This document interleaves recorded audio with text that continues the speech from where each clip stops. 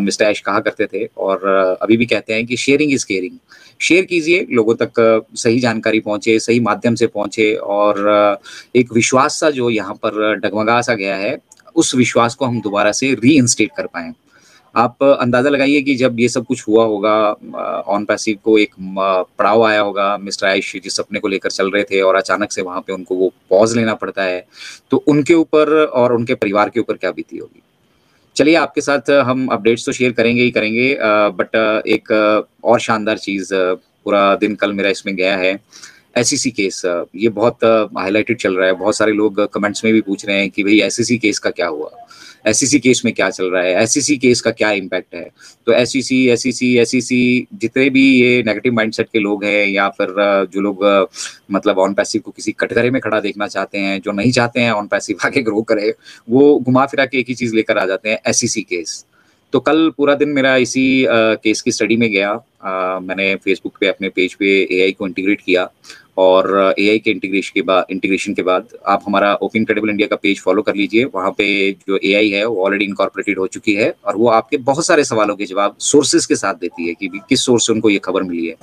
तो ऐसे ही जितनी भी इस केस की एसईसी केस हमारा अगस्त 11 2023 में ये केस हुआ था और वहाँ पे एसईसी ने जो है 5 एलिगेशंस जो हैं ऑन पैसिव के ऊपर लगाए थे।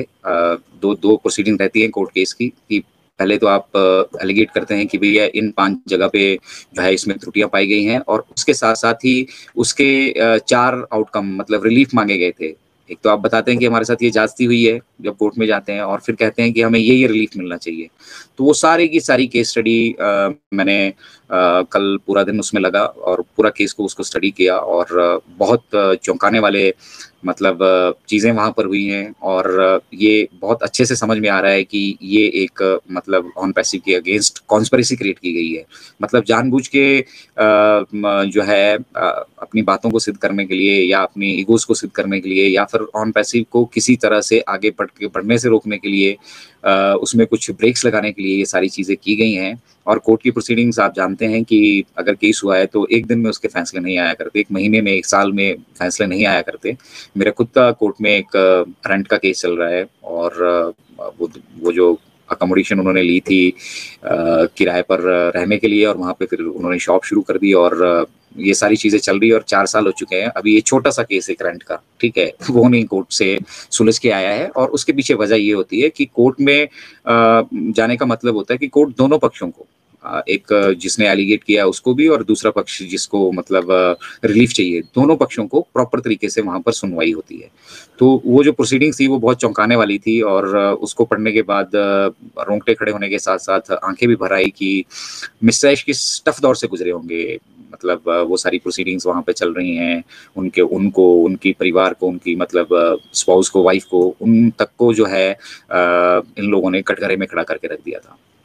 तो बहुत सारी चीज़ें हैं, वो हमारी पारिवारिक है और हम नहीं चाहेंगे कि हम उन चीज़ों को पब्लिकली डिस्कस करें। But he has gone through so many things मतलब इतना कुछ बैक एंड पे हुआ है कि हमारे आपके साथ अगर हम में से किसी के साथ हो जाता, तो शायद मतलब हम उम्मीद तो छोड़िए, हम इस रास्ते पे चलना ही छोड़ चुके होते। तो बहुत मतलब आप कहेंगे आप इसको मतलब शब्द नहीं मुझे मिल रहे हैं कि किस तरह से क्या बैक एंड पे हुआ है और जब वो पूरा केस को मैंने स्टडी किया और उसमें जो जीरे चल रही है पक्ष-विपक्ष दोनों अपना जो है अपना मत वहाँ पर दे रहे हैं, तो उसमें वो सारा बड़ा एक्साइटेड भी है क्योंकि on passive is a legal company. SEC का कहना है कि ऑन पैसिव लीगल नहीं है। भई अगर ऑन पैसिव लीगल नहीं है तो सारी लीगलिटी के डॉक्यूमेंट्स हमने प्रोड्यूस किए, हमने बताया सब कुछ ठीक है, बट फिर भी एसईसी और उसके जो वकील है वो ये सिद्ध करने पे लगे हैं कि ये जानबूझकर झूठ बोला जा रहा है। प्रोडक्ट्स नहीं है एम्बेसी के पास, प्रोडक्ट्स नहीं बनाए। हमने वो दुनिया को भी बता दिया 2023 में तो हमने पब्लिकली ही लॉन्च कर दिया था उस प्रोडक्ट को और अगर मर्चेंट हमारे साथ धोखाधड़ी नहीं करते और हमारे अपने लोग जिनके ऊपर हमने विश्वास किया, जो बैक एंड पे मतलब बहुत तरीके से जो कंपनी के ऑफिशियल्स मान के चलिए, नाम तो हम उनका नहीं ले सकते हैं क्योंकि सब जुडाइस है मामला।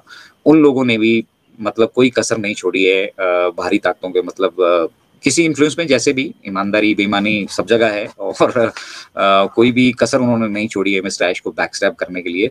लेकिन उसके बावजूद भी जो है मिस्टर ऐश डटे रहे, खड़े रहे और अब जो बैक ऑफिस में बैक टू बैक आपको ओ न्यूज़ देखने के लिए मिल रही है, वो ये बता रही है कि हम अगले कारवां की तरफ बहुत शानदार तरीके से बढ़ रहे हैं। मिस्टर ऐश ने इस ओ न्यूज़ में भी आप जाके बैक ऑफिस में उसको ज़रूर पढ़िए, क्योंकि अगर सब कुछ हम यहाँ इलैबोरेट कर देंगे तो आप बैक ऑफिस जाने वाले नहीं हैं।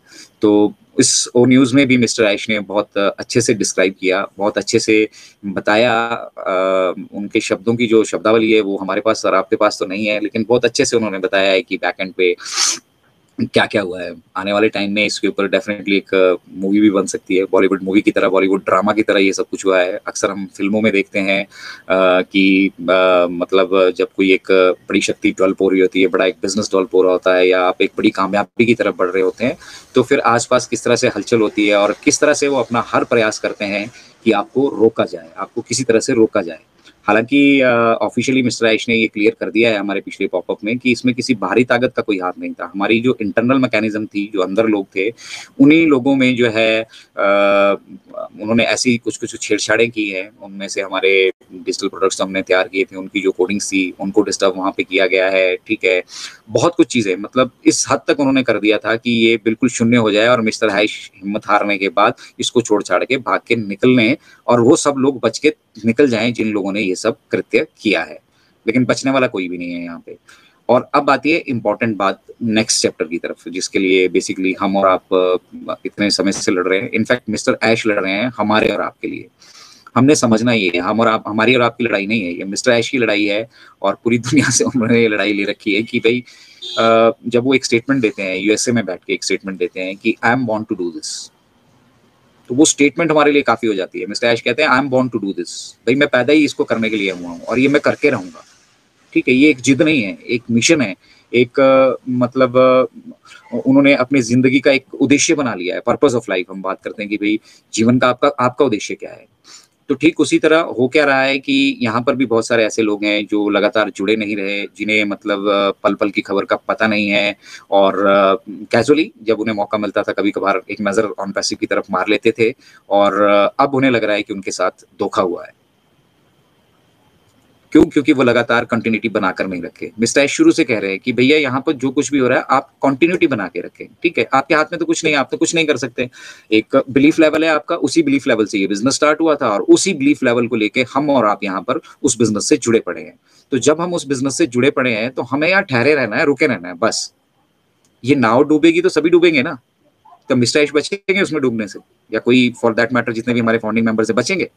तो ये नाव को चलाने वाला कौन है? इस शिप को, इस जहाज को बेसिकली मिस्टर ऐश ने जहाज की तरह इसको डिस्क्राइब किया है। इस जहाज को चलाने वाले कौन है? मिस्टर ऐश हैं। तो जब उन्हें कहीं पे कोई ऐसी चीज़ें लगी कि इनमें सुधार होना आवश्यक है और अगर ये सुधार अभी बेसिक लेवल पे नहीं हुआ और हम आगे बढ़ गए, तो ये एक बहुत बड़ा नुकसान हमारा कर सकता है क्योंकि ऑलरेडी $52 मिलियन तो मर्चेंट हमारा रोक के बैठे हैं। अब बताइए कोई भी बिज़नेस एक्टिविटी है, चलिए आपको आपके पास पैसा है, मैं अपनी बात करता हूँ, मेरे पास पैसा था जब मैं रिटायर होके आया और मैंने दुकान खोल ली और बीच में कोरोना का दौर आया, फैशन आउट हो गया। अब मेरे पास स्टॉक तो बथेरा पड़ा है, ठीक है, लेकिन अब अगर उसमें मैं नई चीज़ें ऐड नहीं करूँगा, तो मैं आगे मूव नहीं कर सकता।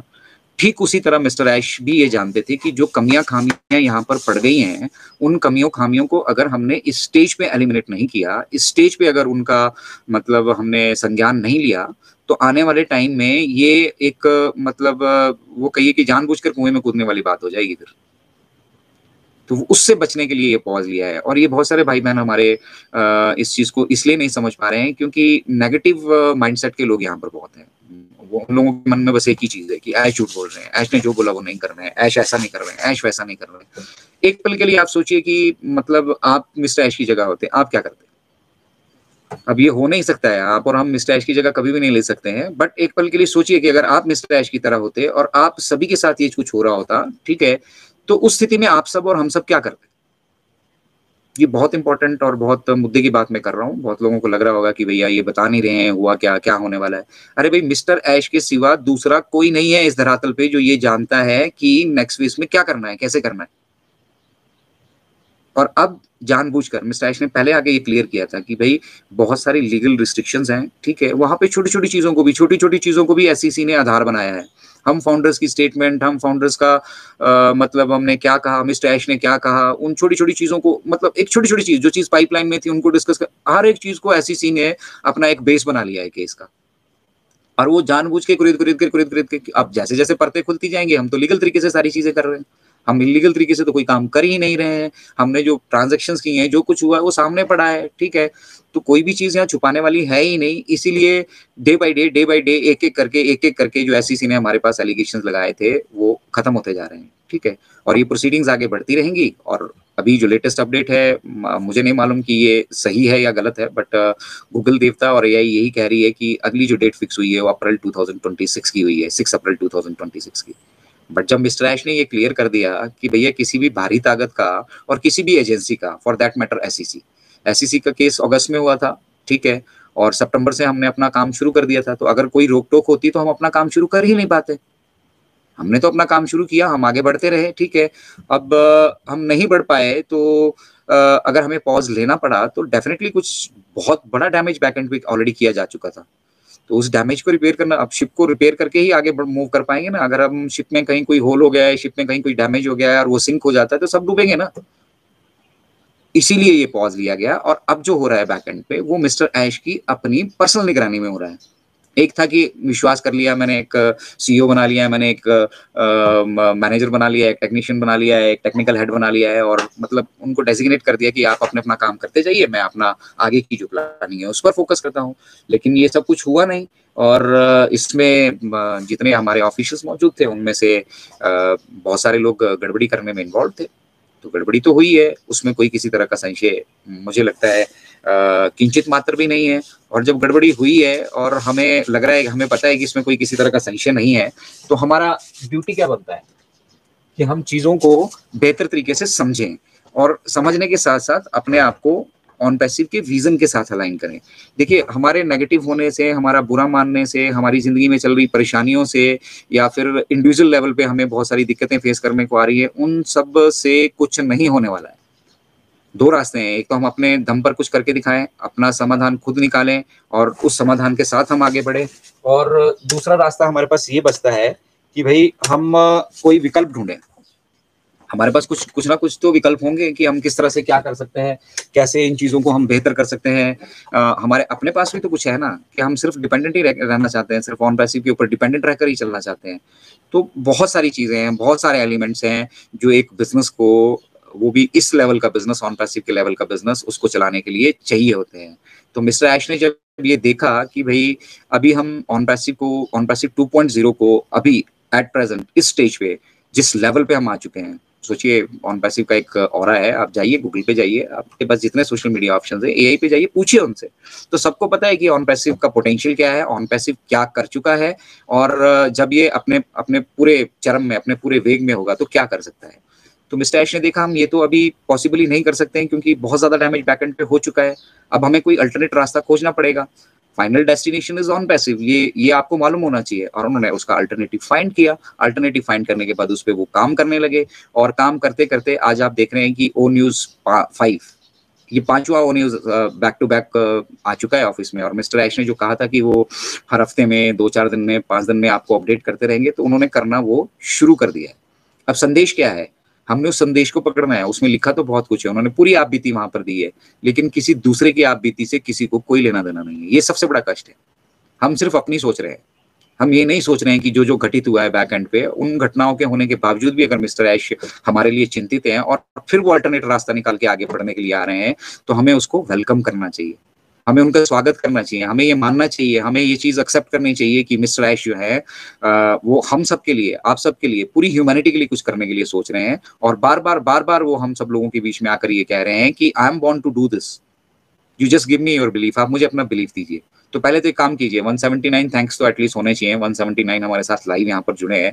आप मिस्टर ऐश का थैंक्स तो ज़रूर कीजिए। आप चैट में यहाँ पे मौजूद हैं, ये सिर्फ़ 2 सेकंड लगते हैं, एक मैसेज को टाइप करने में 5 सेकंड 10 सेकंड ही लगेंगे। आप मिस्टर ऐश का थैंक्स यहाँ से कीजिए कि मिस्टर ऐश ने टाइमली जो है इन चीज़ों को बाय गॉड्स ग्रेस, क्योंकि इतने सारे लोगों का भविष्य, इतने सारे लोगों का फ्यूचर यहाँ पर जुड़ा है, हम सही मंशा के साथ, सही सोच के साथ आगे बढ़ रहे हैं, तो भगवान भी साथ दे रहे होते हैं, भगवान भी देख रहे होते हैं, ठीक है? उनके घर में देर है पर अंधेर नहीं। तो उन्होंने भी देखा और मिस्टर ऐश को ये बुद्धि दी, मतलब एक वो सिक्स्थ सेंस दी कि भैया पॉज़ ले लो, पॉज़ ले लो और आराम से बैठ के पूरी तरीके से सोच लो कि ये जो-जो चीज़ें जहाँ-जहाँ गड़बड़ हुई है ना, उनको ठीक करना है। तो थैंक यू बोलिए ऐश को, मिस्टर ऐश को, पूरा भर दीजिए ये मैसेज थैंक यू से अभी इसी लाइव पर।